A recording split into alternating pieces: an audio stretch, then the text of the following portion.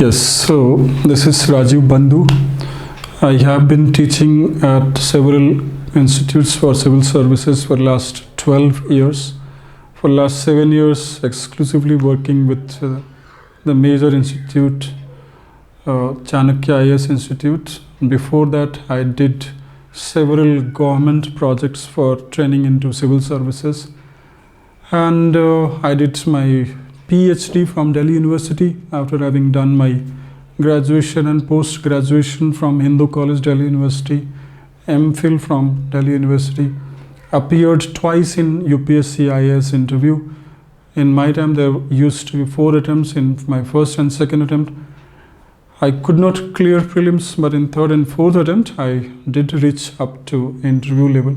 So since 2009, effectively and seriously, I have been into this business of teaching. So in initial 2 years, I devoted myself to content building, and then from 2012, seriously started teaching for government-sponsored projects. In this class, I just focus on the synopsis of election. Election has been one of the most favorite topic in civil services exam, both in prelims and mains. There are generally 1 or 2 questions in preliminary in both UPSC and other state public service commission exam. In mains also, mainly from the dynamic aspect of election, because it is election which puts the entire constitution into operation. So this is political system. So entire constitutional machinery is put into operation through the system of election. So not only theoretically, practically also, election is at the core of polity and political system. So often there are 2 to 2 question minimum in preliminary, or 1 or 2 question in mains. But here, because of the paucity of the time, because it's not possible to cover all aspects with all their finer details in 90 minutes, so I attempted only to make it synoptic. So I divided it into 5 aspects: the entire election system, the significance of election, general significance and significance for Indian democracy, and then what are the constitutional provision as provided under part 15, and then the functions of election commission as a constitutional body under article 124, 125 and 126, and then the function of election commission as provided under RPA 1950 and 1951, and then the reforms with its historical background, and then finally the prospective reforms, the reforms that should be carried out in future. Okay, so though I have tried to cover all the aspects of election, but it is not possible to go into the details. That is why it remains introductory. But in this introductory, I have tried to cover all the aspects of election, the significance of election, the constitutional provision, the legal provisions, and history of reforms, and the reforms in future. So this is just for generating the interest. The substantial part would of course be done in a full-fledged comprehensive class that may require 2 full-fledged classes of 2 hours, 4 hour minimum. That's all. Okay, welcome to this class on election. We are going to discuss following dimensions of election. First, the general significance of election for democracy, and then second, what is the importance of election for Indian democracy? What are the dynamism of election in India? And then second aspect is related to what are the constitutional provision under part 15 of Indian Constitution for the Constitution of Election Commission of India, and the appointment of ECs, their tenure, their removal, or their suspension, and the sources of independence. On what factors the independence of Election Commission of India depends. So we'll discuss the factors contributing to the independence of Election Commission of India are the salaries, the quasi-judicial process for the removal of CEC, however other EC are simply removed by the executive order of president. The security of tenure, that is 6 years or 65 years, whichever is earlier. But recently there has been a lot of criticism about the erosion in the independence of the Election Commission of India. So we should also focus on what are the factors contributing to the criticism about the gradual erosion of independence of the institution of Election Commission of India. And then third aspect we should focus on is what are the functions of Election Commission as provided under Constitution, mainly under Article 124 itself. That's not an article, but a reservoir of power being conferred on Election Commission of India as interpreted by Supreme Court. However, what has remained implicit in 124 has been elaborately made explicit in under Representation of People Act enacted in 1950-51. So we'll discuss what are the major function of Election Commission of India as provided under Representation of People's Act 1950 and 1951. And then the fourth aspect would be the reforms, electoral reforms. So under electoral reforms, we will first discuss the history of reforms. So as early as 1968, the reforms started and they continue even today. And the next, what reforms have been suggested by ECI itself in the last 3 decades, and the most important being in 2016-17. And third, what are the Supreme Court's views on electoral reforms? And then the most important topic in electoral reform at present, which is quite controversial, is electoral bonds. So what are electoral bonds and why is it under attack? And then what could be the prospective or futuristic electoral reforms? Okay. So we'll start with the first aspect, that is significance of election for democracy in general. It's democracy that makes the state modern. In the absence of democracy, the states are medievalistic. Medievalistic states exclude the will of the people. But democracy itself is incomplete and inadequate in the absence of election. It is only through the mechanism of election that democracy proves its worth in the eye of the people. So that is why it is said democracy is electoral democracy. In the absence of elections, despite the presence of democracy, the state can become authoritarian, totalitarian, and monarchic. So if a state has not to be monarchic, authoritarian, then it is possible only by holding elections. So in the absence of elections, the state can become hereditary. So state becomes hereditary means the kings are succeeded by their own kith and kin, successors. So that is revival, or rather restoration again of the medieval system, where the state was run by the family, kith and kinship. The modern state is about the rulers must be decided as per the will of the people. So if democracy is about the people's life being ruled by the representatives elected by the people themselves, for that elections are inevitable, unavoidable. So it is only through elections that democracy can truly function. However, C.B. Macpherson, the greatest exponent of democracy, modern democracy, has written that elections in modern democracies are mostly, they are external elections, and that is why the core of democracy still remains absent, because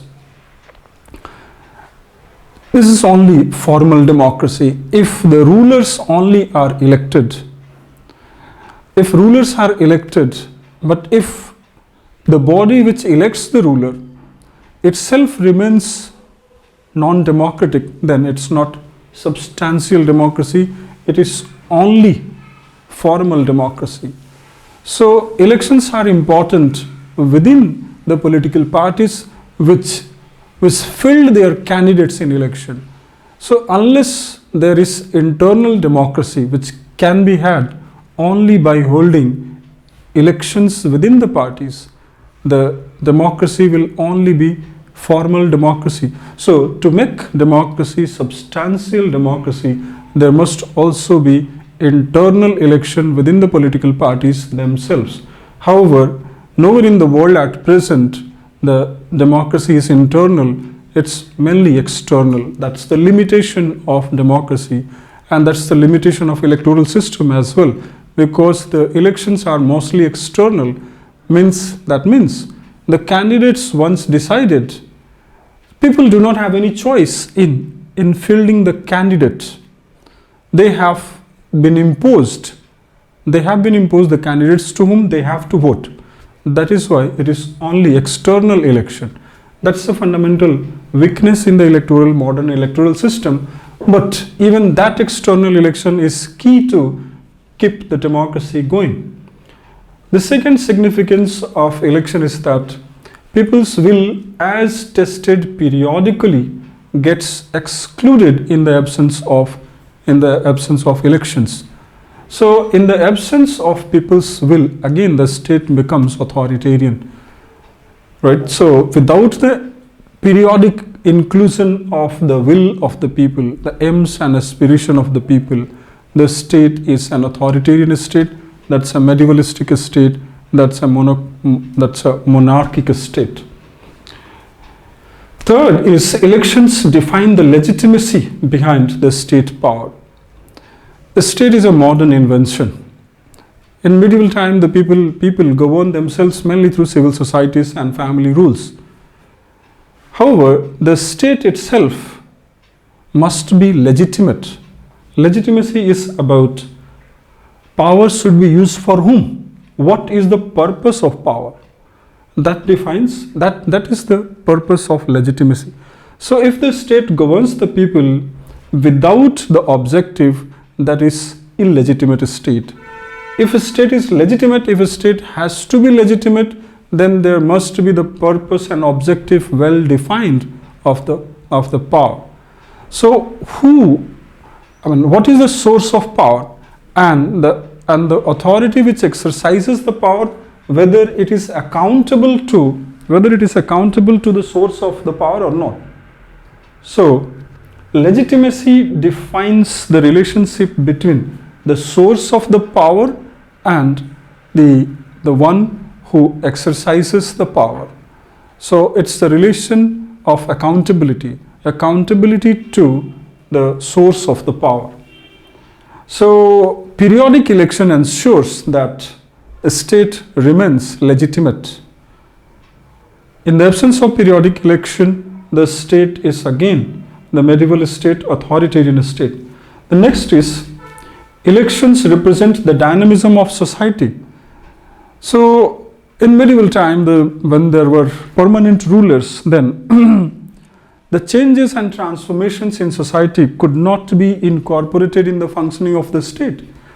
But in modern time, not only the society changes so fast, but also the changes must be incorporated in the functioning of a state.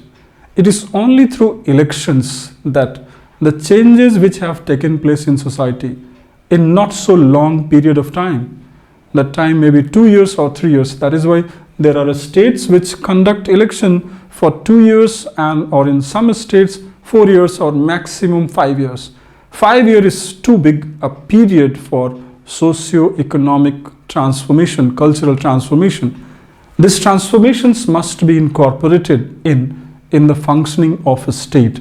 That is why no state in modern time can afford to have permanent rulers without election for more than 5 years.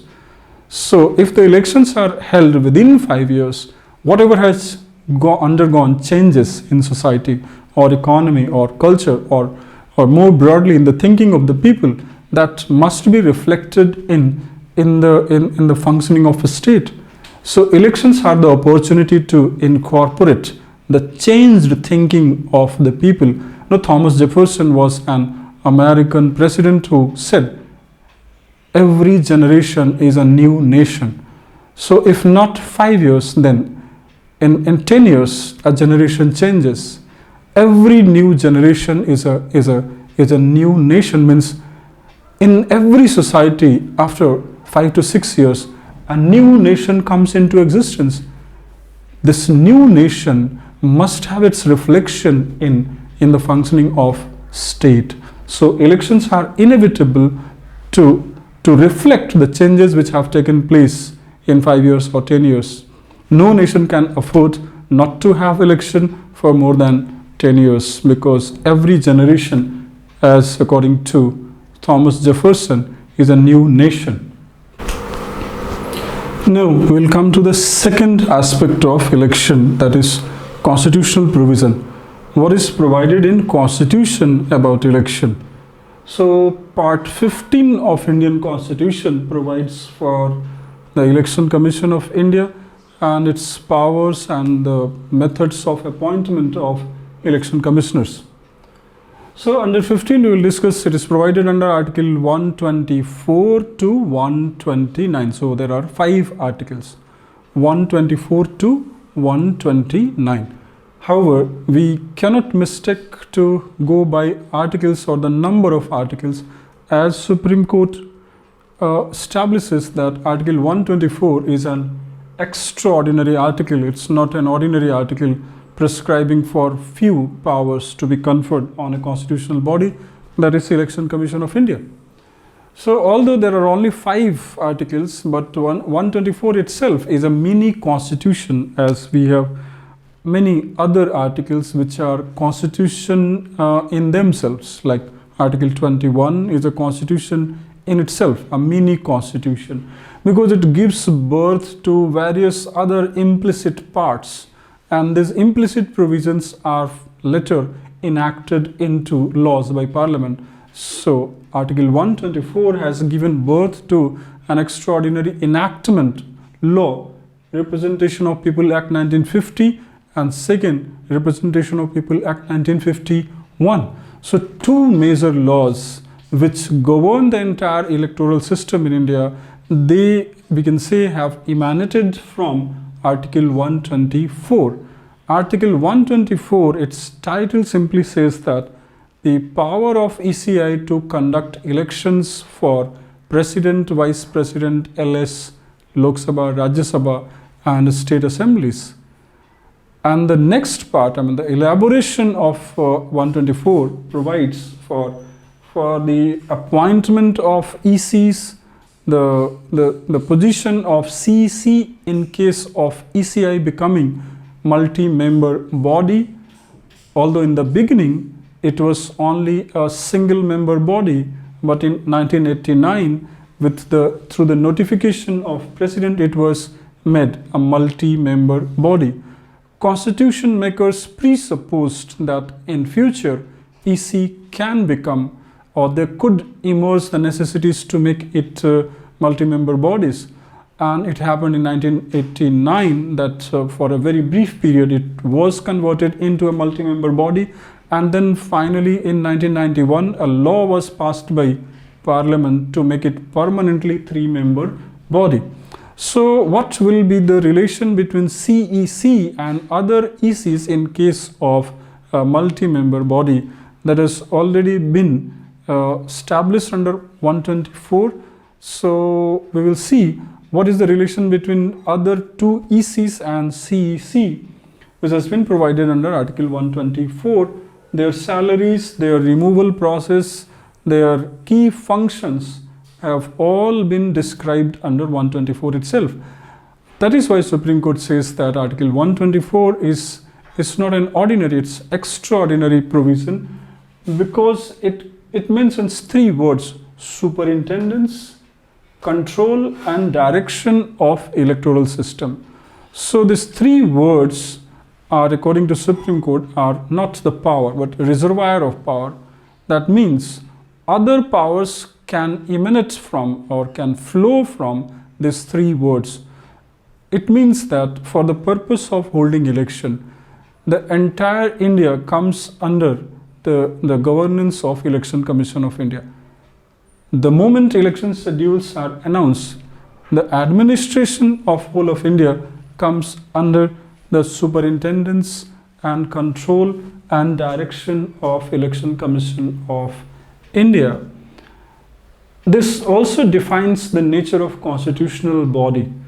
A constitutional body is the body which has the power to expand, interpret, expand and execute its own jurisdiction. That's the difference between a constitutional body and other bodies like maybe statutory bodies or non-statutory bodies like executive bodies. Constitutional body alone has the power to define its own jurisdiction, expand its jurisdiction and regulate or govern its jurisdiction.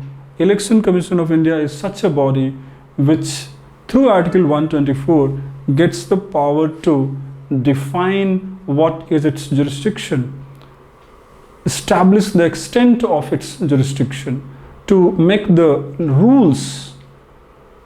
To make the rule is an extraordinary power to an constitutional body.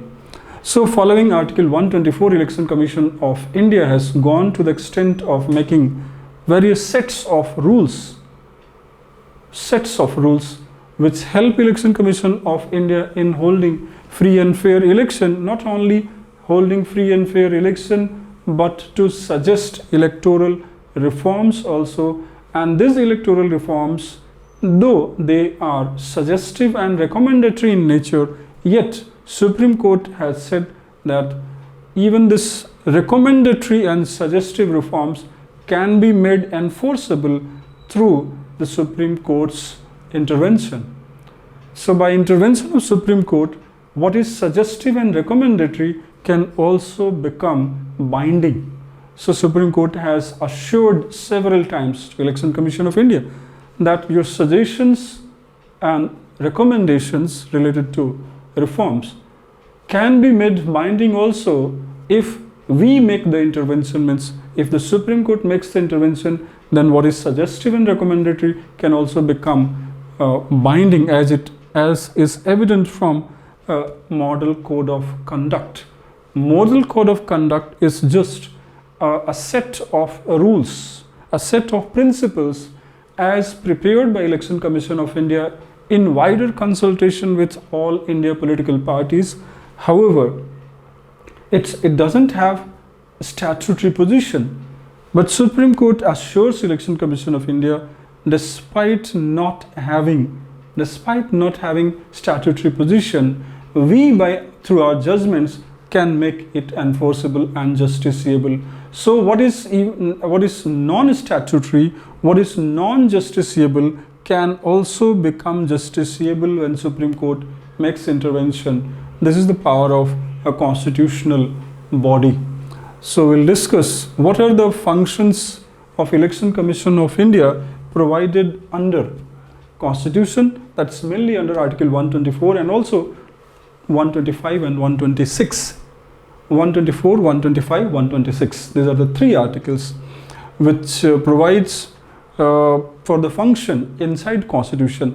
Based on these three articles, now the major functions have been provided under Representation of People Act 1950, 1951. So first we will focus on Article 124 that provides for appointment of Election Commission of India and the powers of ECs and CEC, their tenure, their removal and the source of independence. So let us first discuss the appointment or overall constitution of Election Commission of India.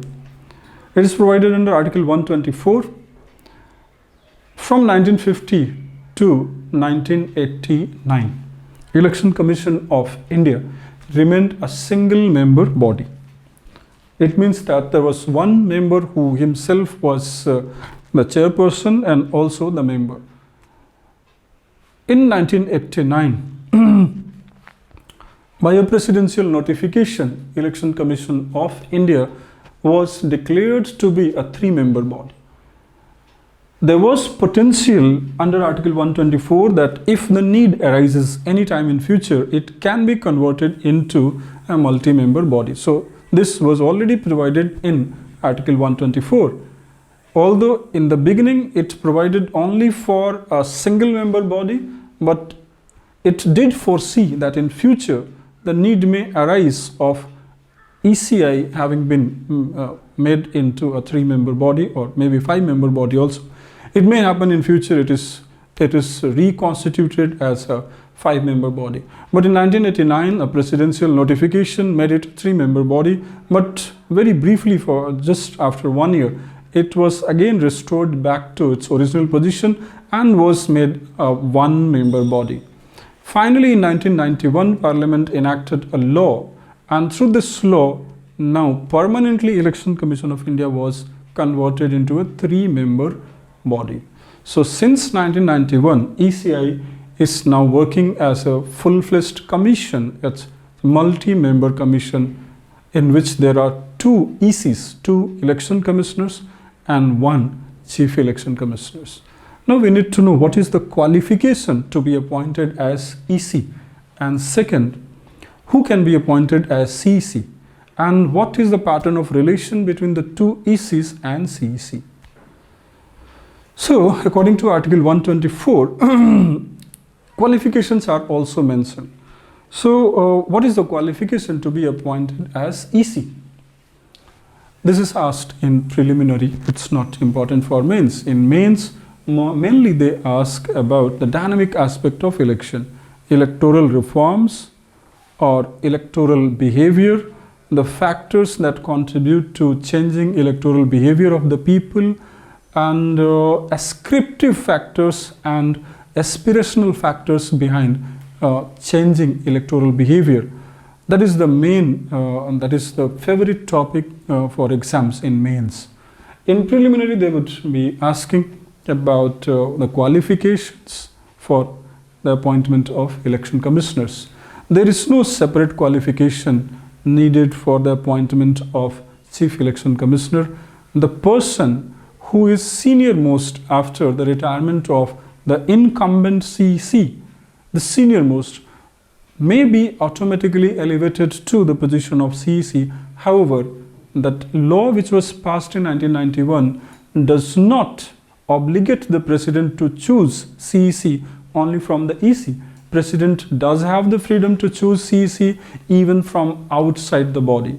So it's not necessary or incumbent or obligatory upon the president to choose only from the 2 ECs. He can go outside also. That is why we have practices in which these 2 ECs are often sidelined and an altogether new CEC is picked up from outside. So that can happen, and if that happens, that doesn't mean it is violation of constitution or violation of legal provision. President does have that freedom. We must remember that president in all these cases, under Constitution of India, president appoints. So all kinds of appointments are made by president. But we must be clear, president for the purpose of making appointment is simply about Council of Ministers. So wherever it is written, president appoints, that's only a constitutional reality. That's a de jure reality. That's not a de facto reality. The de facto reality is that wherever it is written president, it is always Council of Ministers or Prime Minister of India. Correct? So in fact, it is Council of Ministers that makes the recommendations. So Council of Ministers can go beyond the existing or the serving ECs and can. So recently, 2 times after 2014, the CECs have been picked up from outside the EC. So there is nothing that binds the president to choose CEC only from the ECs. They cannot go to the court on this issue. The president does have this freedom to go beyond the ECs. But however, there is no separate qualification needed for being appointed as CEC. From the same background, he can come as CEC also. So what is the qualification that is mentioned in Constitution? However, the same is not the qualification as provided under the parliamentary law. The qualification that is mentioned in Constitution is the person to be qualified, the person to be appointed as EC should be qualified to be appointed as a Supreme Court judge. So the qualification for EC is the qualification for Supreme Court judge. And what is the qualification for Supreme Court judge? Is that he either may have served as a High Court judge for 5 years or 10 years as an advocate in High Court. Now there is a question, how come these IAS, IPS, IRS officers who are often appointed as EC, how come they are qualified for being appointed as a Supreme Court judge? The idea is that these officers do have the experience in serving under law for 10 years. So whether they are working under civil services, central civil services, all India services, they do have the working or the functional knowledge of law for more than 10 years. So the law which has been made to appoint the EC simply provides that the functional knowledge of law for 10 years. So this is how IAS, IPS, IRS officers do qualify to be appointed as Election Commission. And generally towards their retirement, they are picked up by the government in the name of President to be appointed as Election Commission. And yes, there are allegations that governments of the day generally choose their own favorites because there is expectation of quid pro quo, means if the favorites are picked up, then they can also extend favors to the government, etc., etc. These are the debates. But for the purpose of exam, what we must remember is that the qualification for appointment as EC is the qualification that is needed for appointment as Supreme Court judge. That is why the CEC, not the two ECs, the CEC is to be removed in the similar manner as prescribed for the removal of Supreme Court, High Court judges. However, the two ECs, the act that was enacted in 1991 does provide that all the decisions within EC shall be taken as per the consensus between the three members. However, in cases of disagreement, CEC can take the final call. But in general, the three members of ECI are expected to make the decisions through consensus, means unanimity. There must emerge a unanimity. But there may emerge a situation of disagreements. In cases of disagreement, nothing stops the CEC to make his casting opinion. That means that he can supersede or override the opinions of other two ECs. In that capacity, Article 124 also says that when it is a multi-member body, when it becomes a multi-member body, three-member body, then CEC can become chairperson.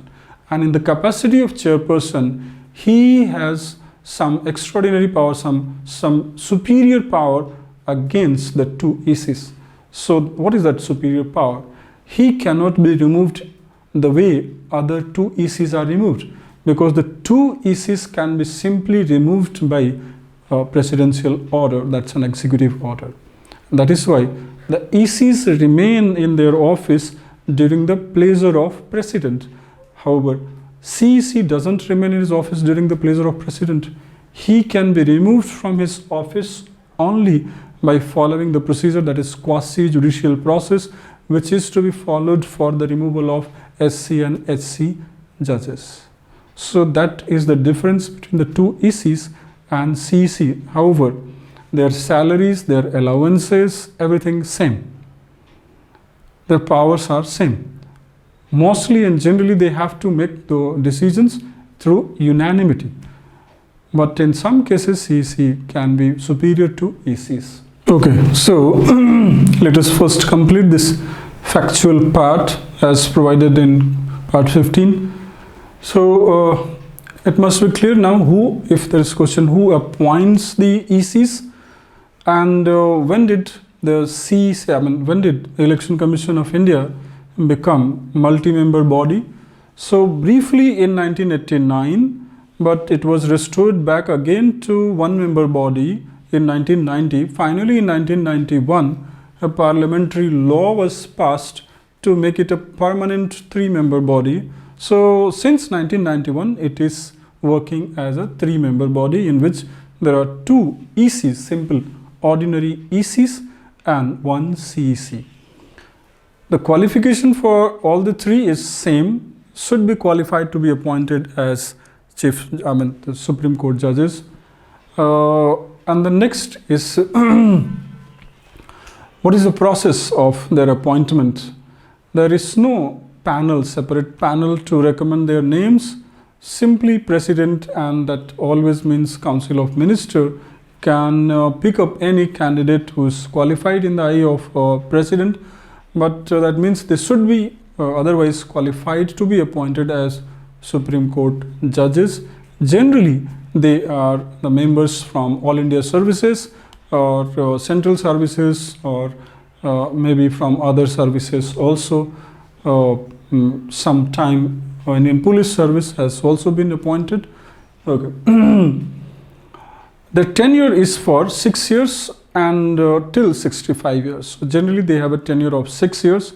They can complete their tenures of 6 years only when they have been retired from their working their services, or they if they reach the age of 65 but could not complete 6 years, then they shall have to demit their office without 6 years, even before 6 years. So, but if they were appointed at the age of 59, then they can be allowed to complete full 6 years. But if they were appointed after 60 years, then they shall have to demit the office within 5 years itself. But if they had the time, if they were appointed at 58, 56, then they can complete 6 years. The tenure is quite similar to the tenure provided to CAG. So that is similarity between CAG, UPSC members, and Election Commission of India. All the three have similar tenure, 6 years or 65 years, whichever is earlier. What are the factors that determine the independence of Election Commission of India? Because to conduct free and fair election, the independence enjoyed by such an institution is important. We must know in India, ECI is one of the most independent body. Its independence is often at par with or comparable with judiciary, High Court and Supreme Court. So its independence depends upon its non-votable salary. So the salary of election commissioners is the part of non-votable part, that's charged expenditure on Consolidated Fund of India, that is not subject to be voted upon. And the second is the quasi-judicial process adopted for the removal of CEC, and then next is the power to make the rules and regulations, as is evident from Article 124.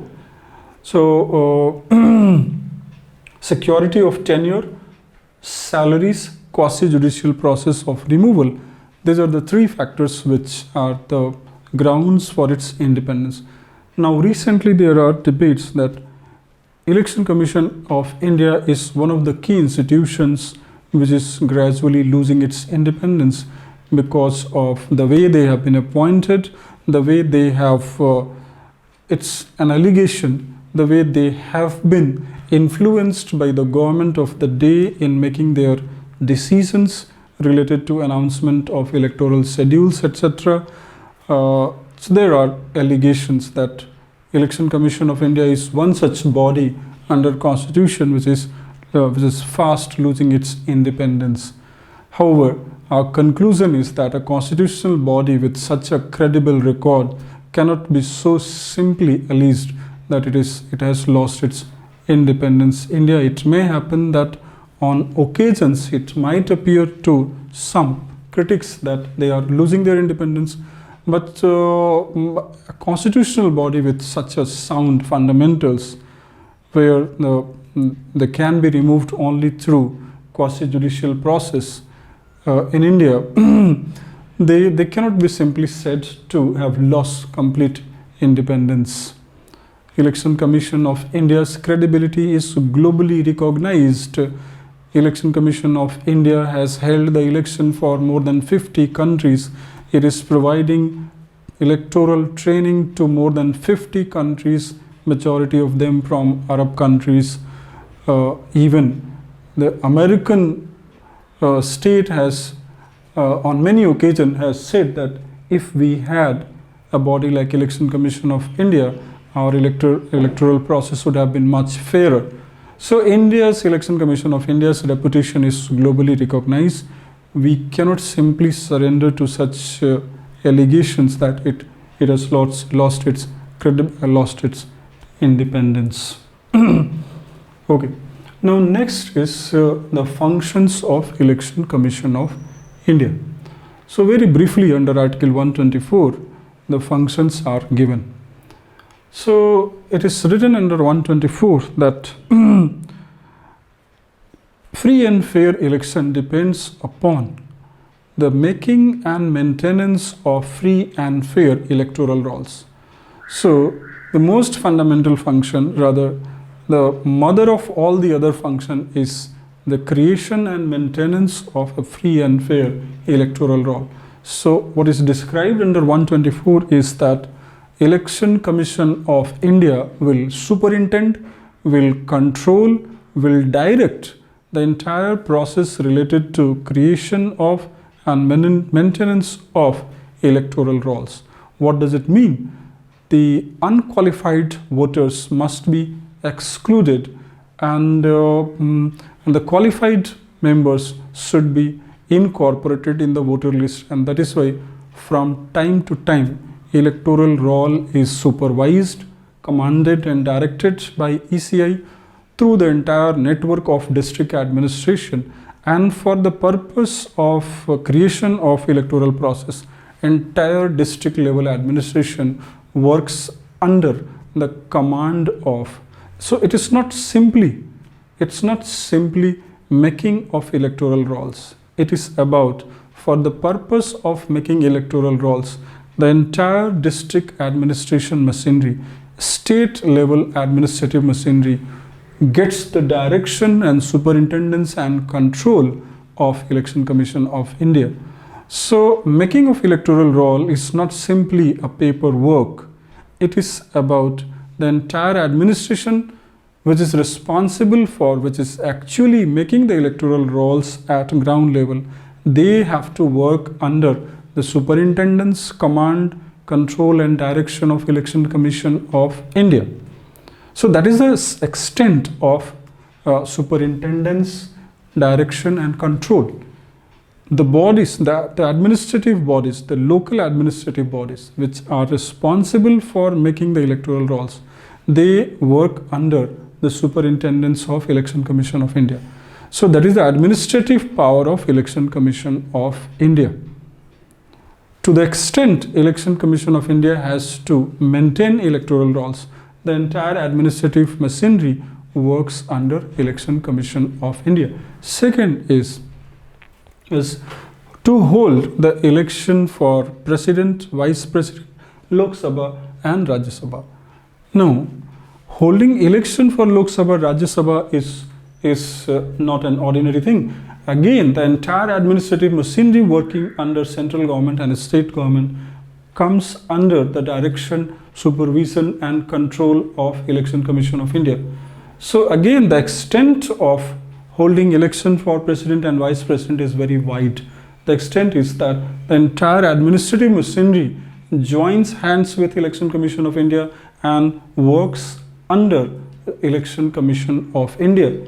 Election Commission of India gets the right to appoint the officers from state government and central government, to transfer them, to suspend them also for the time being of for that particular time when the elections are held.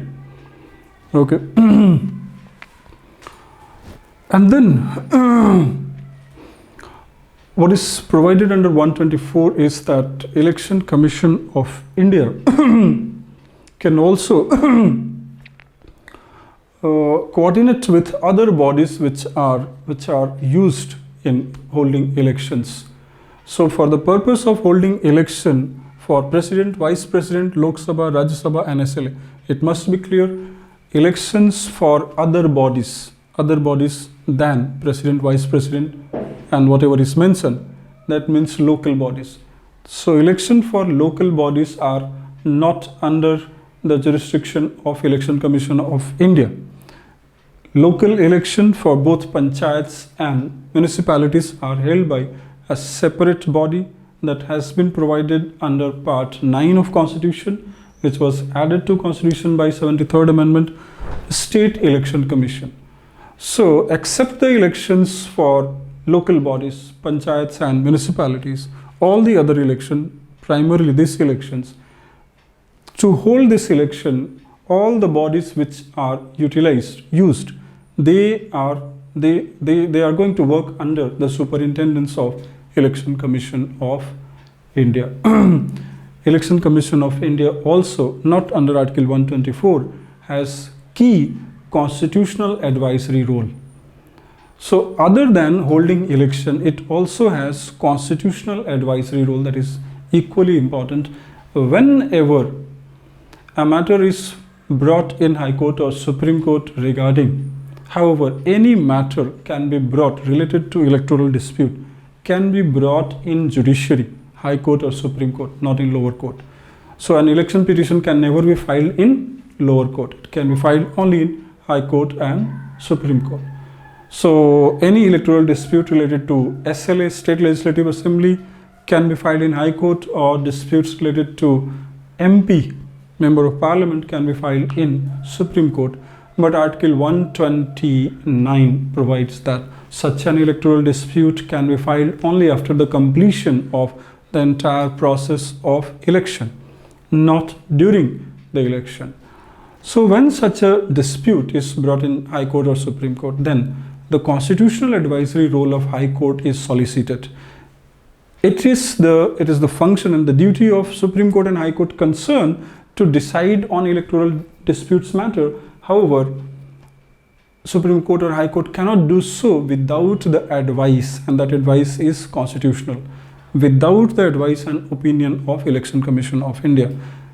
If evidences are proven that electoral rigging or malpractices did take place, which can be proven only through the inputs and feedbacks of Election Commission of India. So without the inputs given by Election Commission of India, electoral malpractice, electoral rigging cannot be established in High Court or Supreme Court. Only as per the advisory role played by Election Commission of India, Supreme Court and High Court can go ahead. Once they have given their go-ahead, then the final order to disqualify on the grounds of electoral riggings or electoral malpractices for disqualification shall come from President. So this is the joint function. President will issue the final order for disqualification, but only on the recommendation of Supreme Court and High Court. But Supreme Court and High Court can themselves make their judgment only as per the advice given by Election Commission of India. So these are the constitutional role of Election Commission of India. Some of them have been provided under 124 and some outside 124. Now, that's only indicative. The actual function are provided under Representation of People Act 1950-51. So what we see as the common man on the grounds, the way the elections play out, that is provided under Representation of People Act as enacted in 1950 and 51. This is very significant, and Supreme Court has said that the entire RPA comes from 124. Had there not been 124, there would not have been RPA 1950-1951.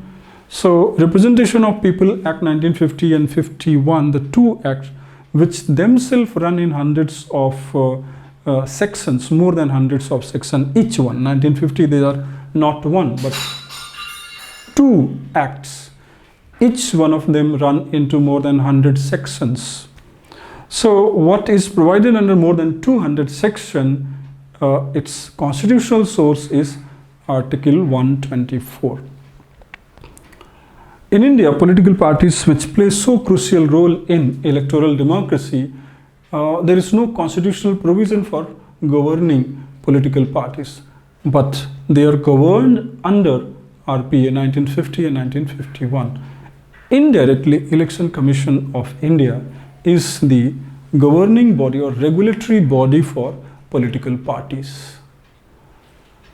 So the question why political party has not been provided under Constitution gets answered under RPA, because it is Election Commission of India which regulates from registration till announcement of final results. It is Election Commission of India that regulates the political parties. However, this is the question: are the regulation of political parties by Election Commission of India through RPA complete or incomplete? And without the regulation of political party, can there be free and fair election? And third, without the inner democracy through internal election within the political parties themselves, can there be free and fair election, substantial election to have substantial democracy or not? That's the problem. Conclusion is that RPA does provide for holding elections and partially regulating political parties, but the regulation of political party is very formal. It's not substantial. There is no provision under RPA to hold internal election within the political parties. Okay, so let us first see what are the major provisions under RPA 1950. I have clubbed both of them together. It's not possible to discuss each of them separately. So the major provisions under RPA under 1950, I have clubbed them together. So registration of political parties. This is not provided under 124. So political parties come into existence to play such a crucial role where they fight election, they field their candidates, and eventually they go on to the extent of forming the government. Political parties themselves become the state, become the government. All the political parties are non-governmental organization. Political parties themselves are non-governmental organization, but they run the government. That's the irony of democracy. So even after their registration, political parties are not a state as to be defined under Article 12 of Constitution. Article 12 of Constitution provides for the definition of a state. As of now, political parties are not the state, even though they are registered under a parliamentary law, RPA. And that is why they claim not to come under RTI Act, Right to Information Act. Why? Because RTI applies only to state, not to private body, or not to non-state body, or not to non-governmental bodies. So it means that political parties are not a state, not government, but they themselves become government when they form the government. They have their own prime minister. The entire council of ministers belongs to the party. The entire council of ministers is controlled by political party. Even then, they themselves are free from the burden or the obligations of government or a state. So they do make the government and state, but they themselves are neither government nor a state. But for their functioning, to stand in election, to play the part in election, they must be registered. And then RPA does provide for the methods through which they can be registered. They have to be registered with Election Commission of India. So a party which is not registered with Election Commission of India will not be allowed to participate in electoral system or process in India. So there are conditions for being registered. The basic conditions are that there must be a certain address, a geographical location for being registered as a political party. There must be minimum critical number of office bearers, and most essentially there must be a treasurer of a political party, and there should be some presidents and vice president, critical number of members. They are the basic condition for any political party, or for that matter any organization, to be registered as political party. However, merely being registered as a political party doesn't qualify to stand in election, to fight in election. There could be many registered political parties, but not all of them can also qualify for fighting election. Then second is recognition of political parties. Okay. So the second important function of Election Commission of India under RPA is the recognition of political parties. How recognition is different from registration? Registration is just a paperwork, but recognition is a hardcore political and electoral work. A party can be recognized either as a national party or as a state party, and this recognition happens after each general election, recently held general election. So that generally occurs after 5 years. So after each 5 years, when general elections are held, then Election Commission of India changes its earlier criteria to recognize the parties as based on their performance in recently held general election. How have they performed? Means what is the percentage of the votes out of the total valid votes that they have got, and secondly, how much seats as a proportion to the total seats they have succeeded in scoring. So based on these two critical factors, what is the percentage of the total valid votes they have scored, and the second, how many seats as a percentage to the total seats they have scored. Based on these two criteria, Election Commission of India recognizes some parties as national parties and some parties as state parties. Generally, to be recognized as a national party, a party must have scored 6% of the total votes, 6% of the total valid votes, and at least 4 seats, at least 2 seats from 4 states. 2 seats from 4 states. First, second and first is at least 6% of the total valid votes, national valid votes in Lok Sabha. To be recognized as a state party, the parties should have scored minimum 6% of the total valid votes, and then finally minimum 4 seats in that state during state assembly, state elections. The criteria keeps on changing after each election. Correct. Then third is allocation of electoral symbols. So every party is allocated a symbol. That symbol can be given only to a registered political party. So to qualify to have an electoral symbol, it must be registered, and it must also be fulfilling some other criteria. Then only it qualifies to be allocated an electoral symbol. Then disqualification. So Election Commission of India has an advisory role in disqualification. It doesn't have substantial and final role in disqualification.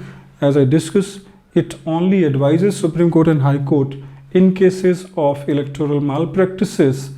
Malpractices means tampering with EVM or anything related to money power, muscle power, etc. So that evidence has to be produced by Election Commission of India. So it has an advisory role in the disqualification.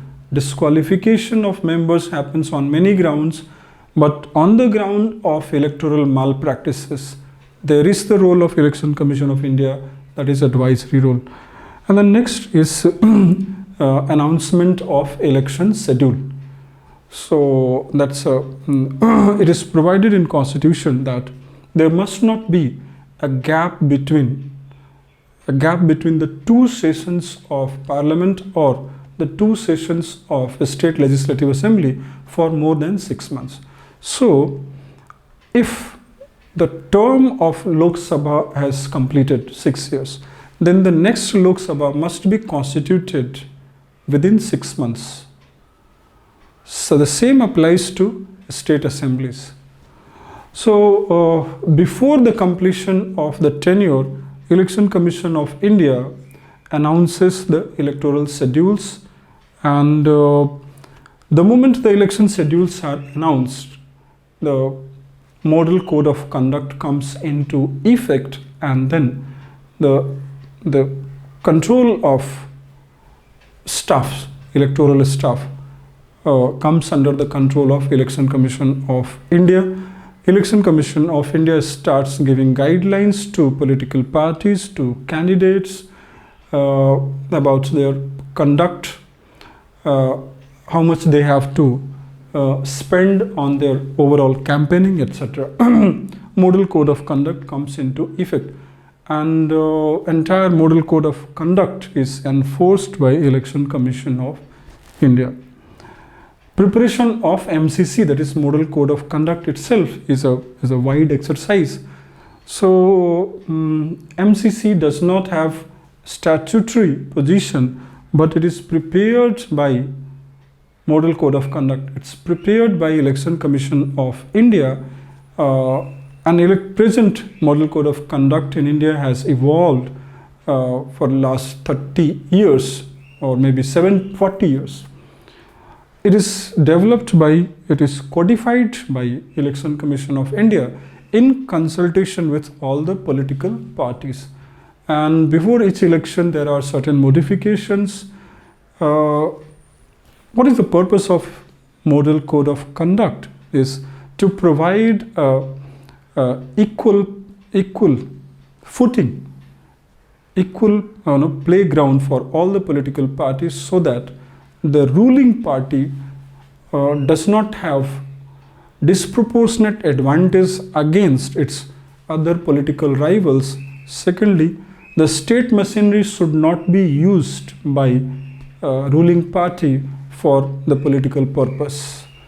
So the core objective of Model Code of Conduct is to provide a level playing field amongst all the political parties, in which the ruling party should not have disproportionate advantage because of their capacity to utilize the state machinery for their own political benefits or electoral gains.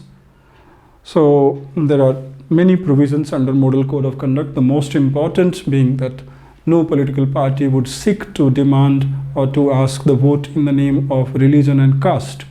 No political party, especially the ruling political party, must not utilize the state machinery for political purposes. And third, the major policy decisions by the ruling party must not be announced once the election schedules have been announced, because that can influence the opinion making.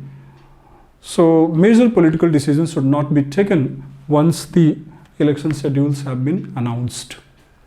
There are ceilings imposed on expenditures on individual candidates and also the party in general. So there are ceiling. The parties and candidates must not spend beyond this ceiling. That's also constitute the part of Model Code of Conduct. Then we have under RPA itself the appointment of a set of officials. So under RPA 1951, it is provided for the conduct of free and fair election, a hierarchy of electoral officers are appointed. However, these officers are already the staff working under central government or state government. These officials are not new officials. They are already working under state government or central government, but now they are assigned a new designation. For example, the topmost officer at a state level would be recognized, named as State Election Commissioner. So State Election Commissioner.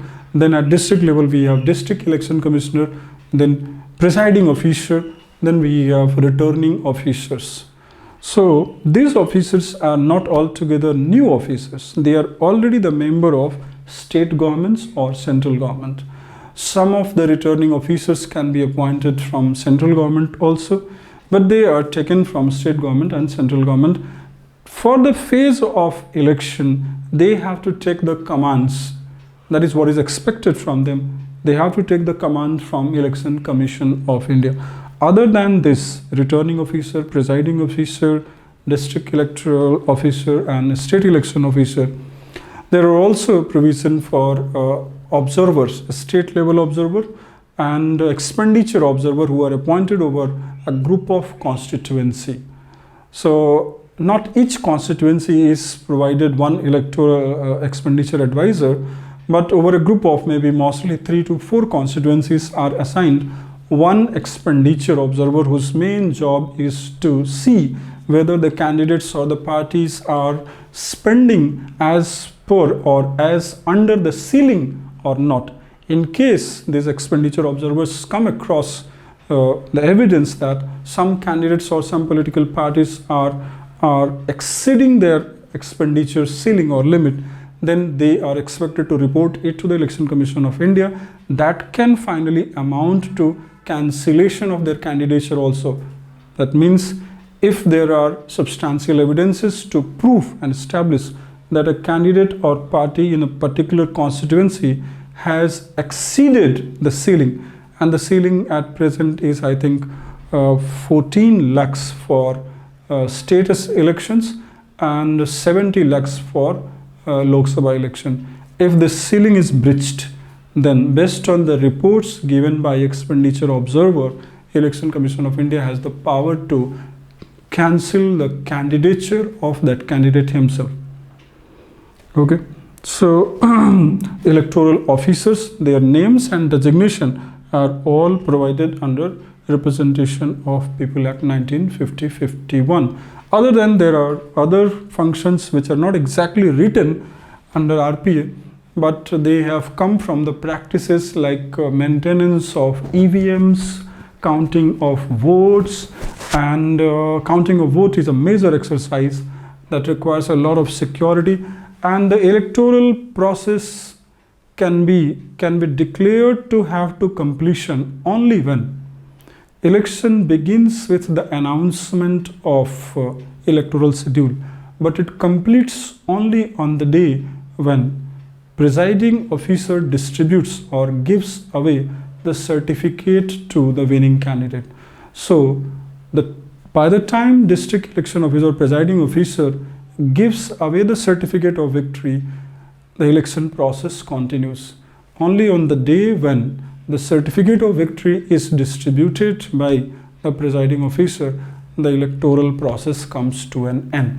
So during this period of announcement of electoral schedule and distribution of certificate, during this period, Election Commission of India dominates the entire administrative machinery.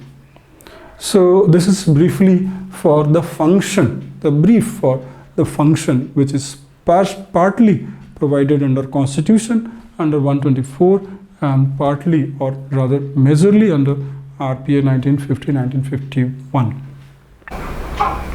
Okay, so before I start the reforms, the background of reforms, there are some more constitutional provision under Article 125, 126 that also needs to be discussed, that is important in preliminary.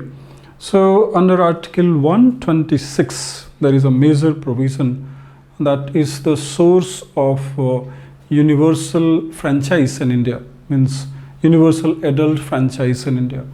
Means all the adults earlier than 62nd Constitution Amendment, the universal franchise, adult franchise was based on the age of 21.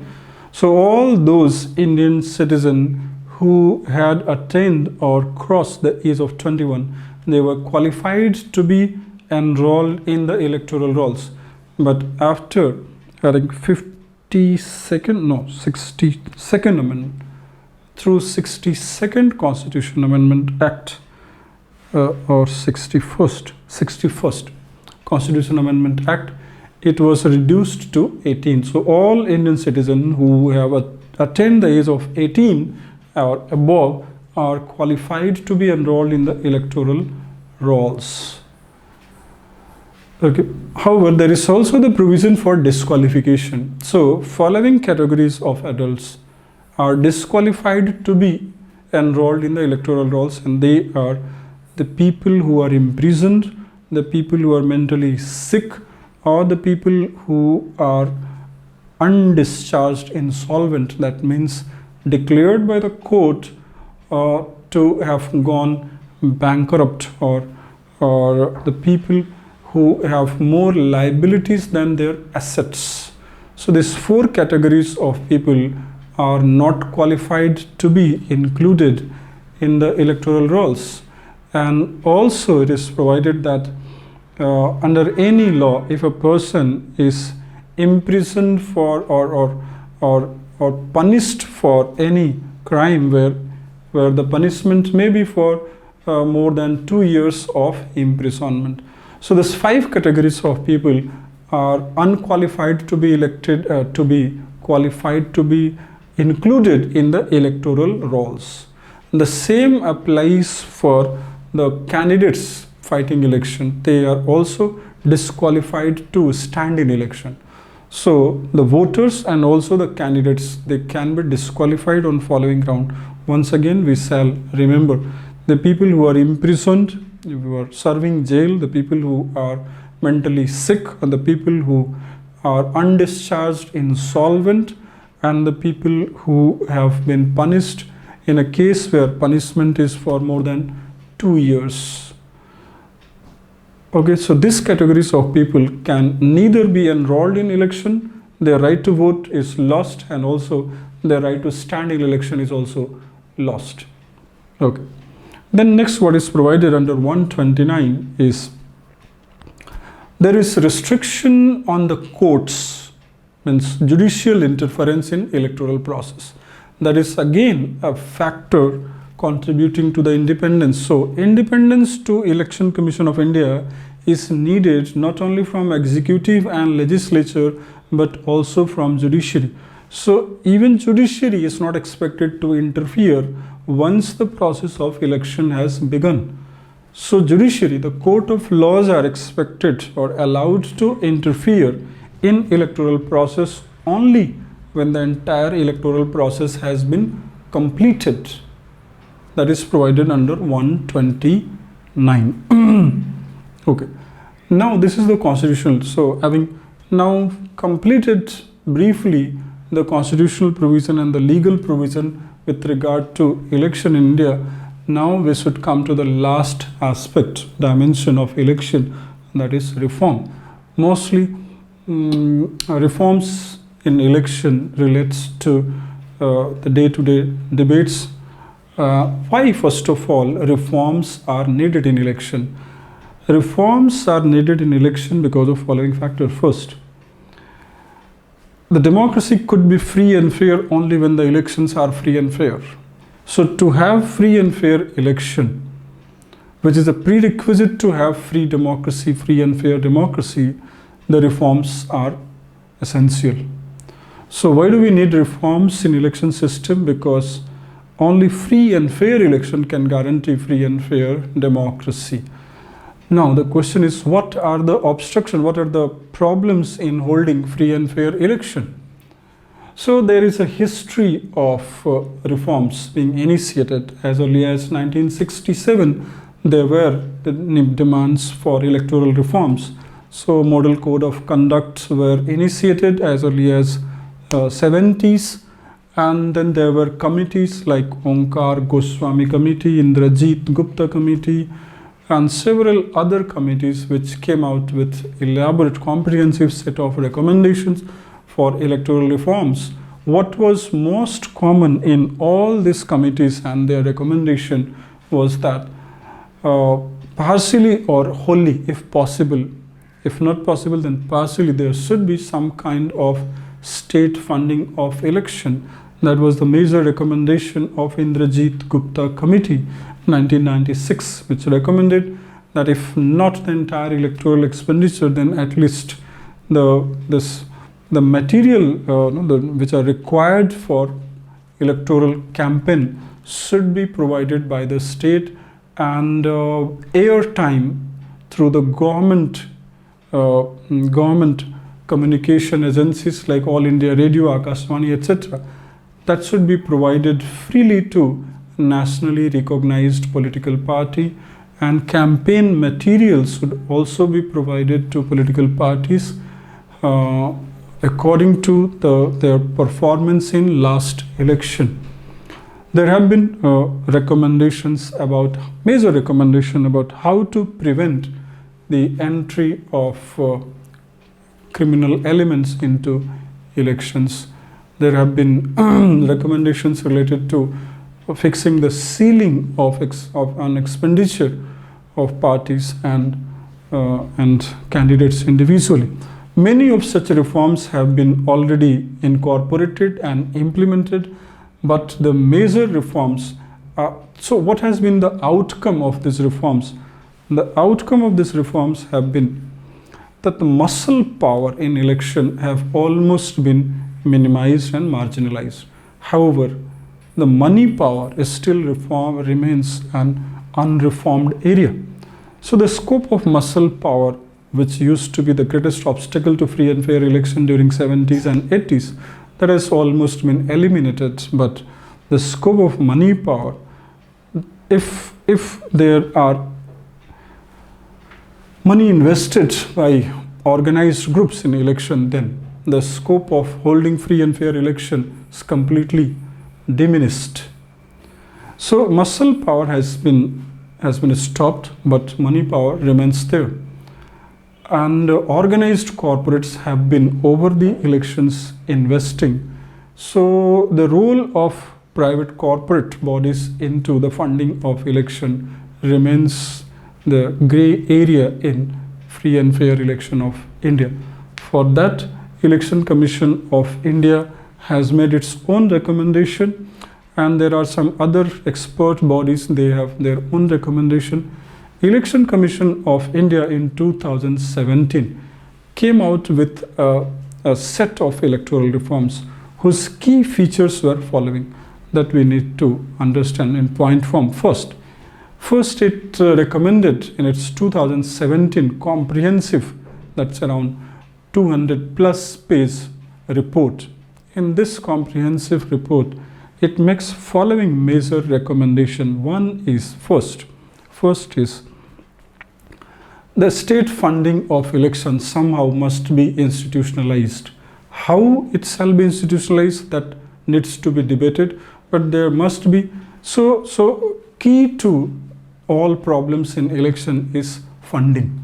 So long as there is private funding, mainly by organized corporates, the elections are hardly going to be free and fair. And if the elections are investment, if there are private corporates which are investing, then all the corruptions takes place or happens because of the role of private corporates. To remove this problem, we must create a state electoral fund. How it shall be created, that is to be discussed amongst political parties. Second, it recommends that there should be complete restriction on one candidate fighting election from 2 or more constituencies.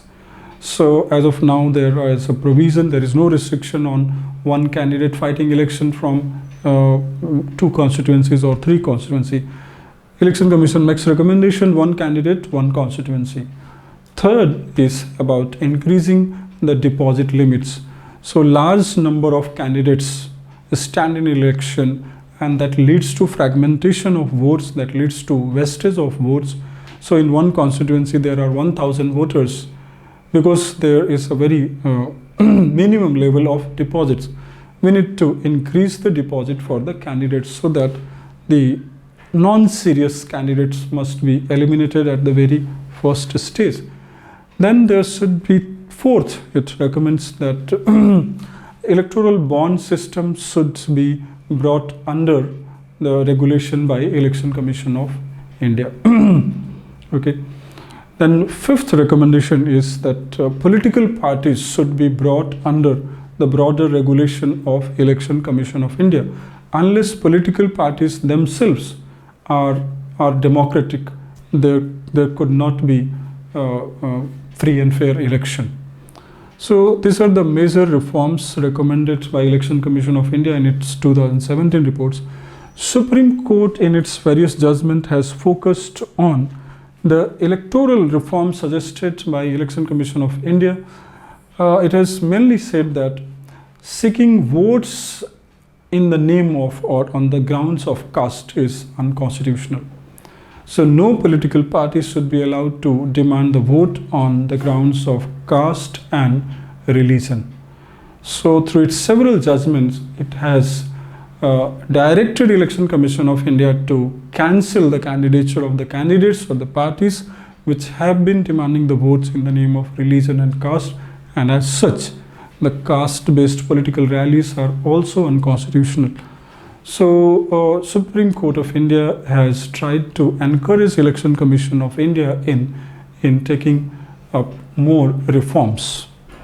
Now, electoral reforms, electoral bonds were introduced in the budget of 2016, which provide that any volunteer, any person or company which seeks to contribute to its favorite political party, then it can do so by purchasing the electoral bonds which are available through the branches of State Bank of India, and there are times provided for the purchase of electoral bonds. So in every month there are 1 week there are days fixed for purchasing the bonds. So any person or company which seeks to contribute to its respective political party, it can do so by purchasing the bonds, but these bonds do not give any yield, any return for the purchaser. The entire money goes in the account of the party concerned, and the party gets those receipts, and they can get it encashed in their account within 10 days. If they fail to get it encashed within 10 days, then the same money can be redirected to Prime Minister's relief fund, Prime Minister Relief Fund. So all the parties which get the receipt of electoral bond, they need to get it encashed within 10 days.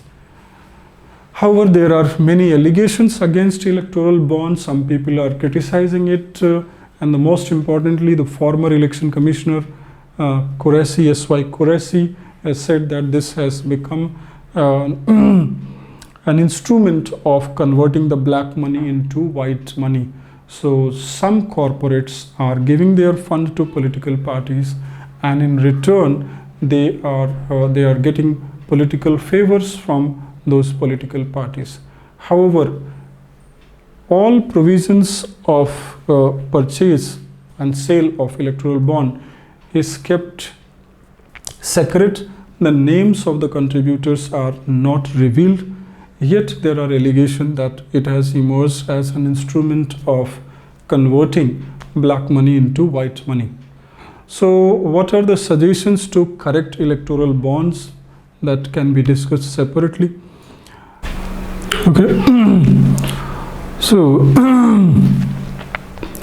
the prospective electoral reforms are related to two dimensions. First is whether there can be built a consensus in favor of state funding of election, and second is, which has been recently being suggested by the ruling party and the Prime Minister, that simultaneous holding of election, and third is all reforms in election, or even otherwise all kinds of reforms, they remain incomplete and inadequate in the absence of political reforms. So political reform means whether political parties can be brought under the definition of a state first, so that RTI provisions could be applied against them, and third is whether Election Commission of India can have some kind of the rights to hold the political parties accountable, to political parties, to Constitution, to RPA, and to their own electoral manifesto, and also can influence them to hold election, periodic election.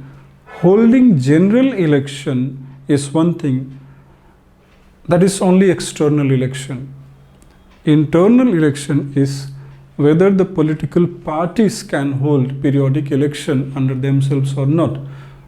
So whether the political parties can have their own general election every year, wherein their office bearers are changed through elections, if not by the general public, then at least by their own members, their own cadres.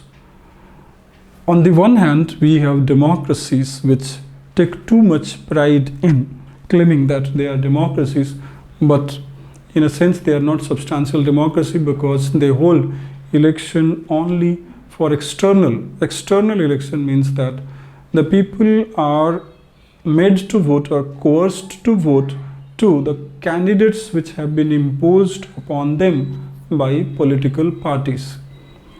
But whether the political parties themselves are democratic or not, that is not examined.